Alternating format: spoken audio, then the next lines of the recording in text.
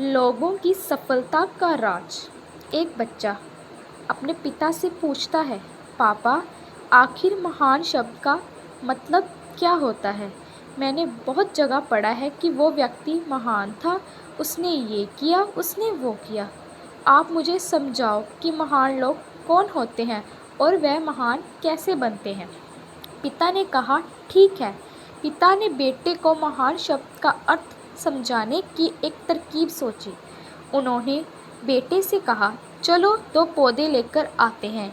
एक को घर के अंदर लगा देते हैं और दूसरे को घर के बाहर। पौधे लगाने के बाद पिता कहते हैं, बेटा, तुम्हें क्या लगता है, इन दोनों पौधों में से कौन सा पौधा बड़ा होगा और सुरक्षित रहेगा?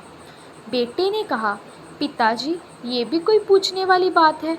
जो पौधा हमारे घर के अंदर है वो सुरक्षित है, वो बड़ा होगा, जबकि बाहर वाला पौधा बिल्कुल सुरक्षित नहीं है। उसे बहुत सारे मौसम झेलने होंगे, उसे कोई जानवर भी खा सकता है।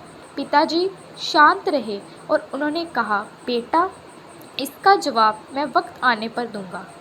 बेटा पढ़ाई करने 4 सालों के लिए बाहर चला जाता है और जब वापस आता है तो घर के अंदर के पौधे को देखकर कहता है, पापा, मैंने कहा था ना, इस पौधे को कुछ नहीं होगा, ये सुरक्षित रहेगा। पिता मुस्कुराए और उन्होंने कहा, बेटा, ज़रा बाहर जाकर दूसरा पौधे को देखकर आओ। बेटा जब बाहर जाकर देखता है तो एक बहुत बड़ा पेड़ वहाँ पर होता है। बेटे को यकीन नहीं हो रहा था कि आखिर वो इतना बड़ा कैसे हो गया, जबकि घर के अंदर का पौधा तो इससे 100 गुना छोटा है। पिता बेटे को समझाता है, बेटा, ये पौधा इतना बड़ा पेड़ इसलिए बन पाया क्योंकि इसने हर मौसम का सामना किया, हज़ारों मुश्किलों से लड़ा है, लेकिन अंदर का पौधा सुरक्षित होने की वजह से ना ही उसने कोई मौसम का सामना किया, ना ही उसे ठीक तरह से धूप मिली और इस कारण वो बड़ा नहीं बन पाया। बेटा, याद रखना, इस पेड़ की तरह दुनिया में भी व्यक्ति महान बन सकता है, जिसने हज़ारों मुश्किलों सामना किया हो और जो अंदर के पेड़ तरह जीवन बस सुरक्षित रहने की सोचेगा तो वो कभी महान नहीं बन पाएगा। जीवन की सीख।